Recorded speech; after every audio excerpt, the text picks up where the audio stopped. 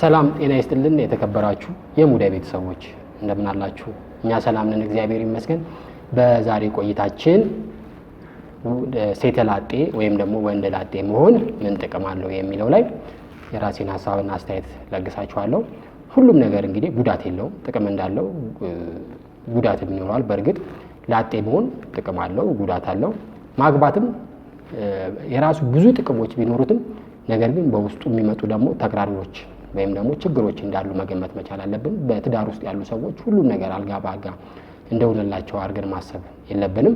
ብዙ ጊዜ እንግዲህ ስለ ላጤነት ስንመለከት ብዙ ሰዎች በላጤነት ሲያሳልፉ ራሳቸውን መምራት ይጠበቅባቸዋል።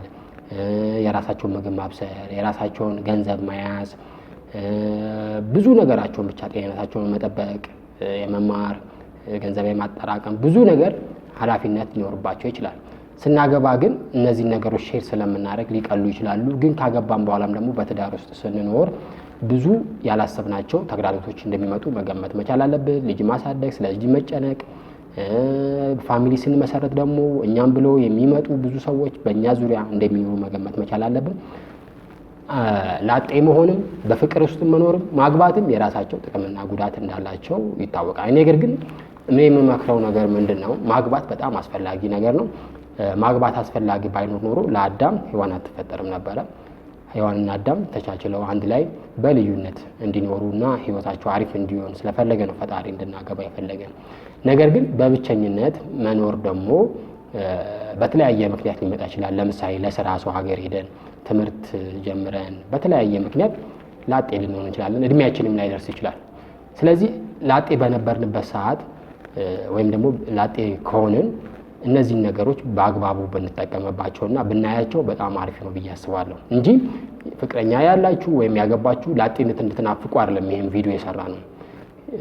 ፈጣሪም እንደሚነግረን ለሰው ልጅ ቢያገባ መልካም ነው የሚል ነገር ነው። ስለዚህ ማግባቱ በጣም አሪፍ ሆኖ ነገር እያለ ነገር ግን በስራ ምክንያትና በተለያየ ምክንያት ላላገባችሁ ሰዎች ደግሞ ላጤ ሆናችሁ ይሄንን ነገር ብትመለከቱ፣ ፍቅረኛ ያላገኛችሁ ገና ያልያዛችሁ ሰዎችም ይሄን ነገር በአግባቡ እንድታዩት ለማድረግ ነው እንግዲህ ይሄን ቪዲዮ የሰራ ነውና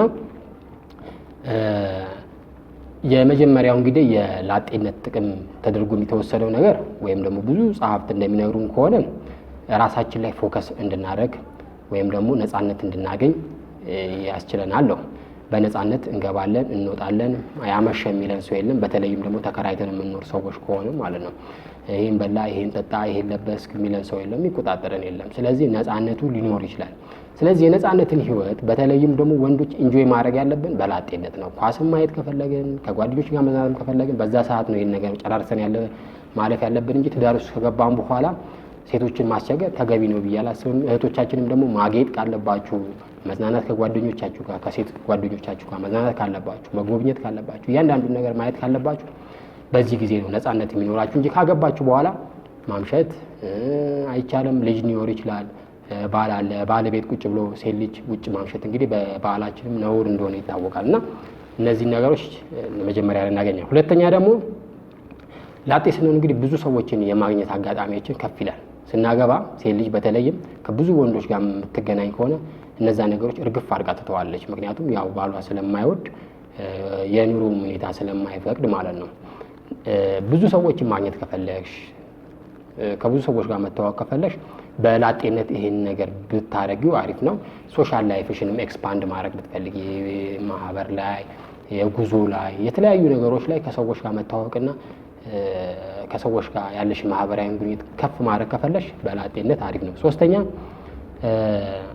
ላጤነት ጥቅም አለው ብዬ የማስበው አንዳንድ እህቶቻችን ምን ይችላል አንዳንድ ወንድሞቻችን ቤተሰቦቻቸው ወይ እናት አባታቸው ሊያመባቸው ይችላል ወይ አቅመ ደካማ የሆኑና ማግባት የማይችሉበት ሁኔታ ላይ ይሆናሉ። ምክንያቱም እነሱ መጦር አለባቸው፣ እነሱ ማስተዳደር አለባቸው፣ ለነሱ ቤት መስራት አለባቸው። ብዙ እህቶቻችን ያላገቡት ወይም ደግሞ ወደ ፍቅር ውስጥ ያልገቡት እንግዲህ እናቴ ምን ላርጋት አባቴ ቤተሰቦቼ ምን ላርገው የሚል ነገር ይኖራል እና በዚህ ምክንያት እንግዲህ ላጤነት ጥሩ የሚሆንበትም ጊዜ አለ። በእንደዚህ አይነት ጊዜ ላጤ መሆን ይሻላል እንጂ ራስን ጭንቀት ውስጥ መክተት የለም። ከቻልን ሁለቱንም ማስኬድ ነው፣ ካልቻልን ግን ላጤነቱን መምረጡ አሪፍ ነው ብዬ አስባለሁ። ሶስተኛ ገንዘብ ለመያዝም ላጤነት በጣም አስፈላጊ ነው የሚል ሐሳብ አለኝ። ትዳር ውስጥ ስንገባ እንግዲህ ብዙ ወጪ ይወጣል። ትልቅ ቤት ነው የምንከራየው፣ ለልጅ ትምህርት ቤት መክፈል አለብን፣ ብዙ ማህበራዊ ዕቁብ ዕድር የሚባል ነገር አለ። እየሰፉ ነው የሚሄዱት። በእርግጥ ሁለት ስንሆን ገቢያችንም እንደሚጨምር ይታወቃል። ነገር ግን ላጤ ስንሆን በተለይ ገንዘብ የምናገኝ ከሆነ ሴቭ ማድረግ የብዙ የላጤዎች ችግር ምንድነው? ገንዘብ አለማስቀመጥ ነው። በተቃራኒው ግን ገንዘብ የሚያስቀምጡት ውጤታማ ሆኖ እናገኛቸዋለን። ቦታ የገዙ ቤት የገዙ ሰዎች ተመልክቻለሁ፣ ላጤ ሆነው ማለት ነው። አራተኛ ከጊዜ ጋር ነው። እንግዲህ ጊዜ ወሳኝ ነገር ነው። እንደሚታወቀው ጊዜያችንን አመጣጥን በፈለግነው መልኩ ጊዜያችንን ስፔንድ እንድናደርግ ጊዜያችንን እንድናጠፋ ደግሞ ላጤነት በጣም ወሳኝ ነው። ጊዜያችንን ለራሳችን ብቻ ነው የምንሰጠው፣ ለልጅ ይባል ለባላ ይባል። ስለዚህ ከጊዜ ጋር የተያያዘ ጊዜ አጠረኝ፣ እንደዚህ ሆንኩ፣ ቢዚ ነኝ የሚለው ነገር አይሰራም ላጤ ሆነን።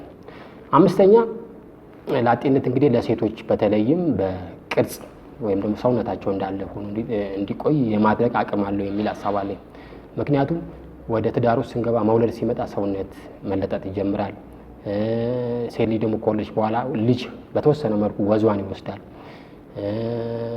የሰውነቷ አቀማመጥ ከለሩም በተወሰነ መልኩ እድሜ የጨመረ ቤት ቁጥር ሊቀንስ ይችላል። ስለዚህ በቁንጅና ለመቆየት ከፈለግን ወይም ደግሞ የምንሰራው ስራ የኛን ቁንጅና እጅግ በጣም የሚፈልግ ከሆነ ላጤነቱ በጣም አሪፍ ነው ብዬ አስባለሁ። ስድስተኛ ላጤነት እንግዲህ ጭቅጭቅ የለውም። የሚጨቃጨቀን ሰው የለም። አከራያችን ካልሆነ ወይ ደግሞ አጠገባችን የሚኖር ሰው ካልሆነ ስራ ቦታ ያለው ሰው ካልሆነ በስተቀር የሚጨቃጨቀን ሰው የለም። ይሄ ደግሞ በጣም አሪፍ ነው ብዬ አስባለሁ። ብዙዎቻችን እንግዲህ በሃኒሙን ወይም ደግሞ በፍቅር መጀመሪያ ላይ የምናሳልፋቸው መልካም ነገሮች ቀስ በቀስ እንደሚጠፉ ይታወቃል እና በላጤነት ጊዜ ግን ይሄ ሃኒሙን የምንለውን የመደሰቻ ጊዜ ማሳለፍ እንደምንችል ይታወቃል ማለት ነው። ይሄ ሌላው አድቫንቴጅ ነው። ሰባተኛ በላጤነት ስንኖር እንግዲህ ምን እንደምንወድ ምን እንደምንጠላ በደንብ የምንለይበት ጊዜ ነው ብዬ አስባለሁ። የምትወጂውን ልብስ፣ የምትወጂውን ምግብ፣ የምትወጂውን የፊልም አይነት እያንዳንዱን ነገር በደንብ ቴስት የምታደርጊበት በላጤነት። ከዛ ውጪ ግን የጋራ ህይወት ሲመጣ ልጅ ሲመጣ ባል ሲመጣ ምን እየሆነ ይመጣል? የምታረጉት የምትበሉት ነገር የምትፈጽሙት ነገር ያንቺ ብቻ ፍላጎት ሳይሆን የሶስት ሰው ፍላጎት መሆን ይጀምራል ማለት ነው። ዜን የሶስታችሁ ስምምነት ነው የሚሆነው ማለት ነው። ይቅርታ። ስምንተኛ ስታይልሽንም የምትለይበት ጊዜ ነው። አነጋገርሽን፣ አለባበስሽን፣ ብዙ ነገሮችንም በላጤነት ህይወት ትለያለሽ። አስተሳሰብሽንም እውቀትሽንም በዚህ ደረጃ ታውቂያለሽ የሚል ሀሳብ አለኝ። መጨረሻ ላይ እንግዲህ ስፔስ ማግኘት ይቅርታ ስፔስ ማግኘት ማለት ምንድነው? እንደ ሰው ለብቻሽ የምታሳልፊበት ጊዜ አለ፣ ከሰዎች ጋር የምታሳልፊበት ጊዜ አለ። ላጤ ሆነሽ ስትፈልጊ ከራስሽ ጋር ታሳልፊያለሽ፣ ስትፈልጊ ደግሞ ከሰዎች ጋር ታሳልፊያለሽ። ካገባሽና ፍቅረኛ ከያሽ ግን የኔ ብቻ ጊዜ የምትዩ ሳይሆን ከዛ ከሚቆራኝሽ ሰው ጋር ወይም ከፍቅረኛሽ ጋር ወይም ከባልሽ ጋር የጋራ የምትዩ ጊዜ እንደሚያስፈልግሽ ይታወቃል ማለት ነው። ስለዚህ እነዚህ ላጤ ጥቅሞች ናቸው። ላጤ የሆናችሁ ሰዎች ለማግባት ሞክሩ። ነገር ግን ላጤ በሆናችሁበት ጊዜ እነዚህን ነገሮች ብትሞክሩና ብታጣጥሙት ለነገ ህይወታችሁ አሪፍ ነው የሚል ሀሳብ አለኝ። ስላዳመጣችሁኝ አመሰግናለሁ። መልካም ጊዜ ለእናንተ ወንድሞቼ እላለሁ። ቴንክ ዩ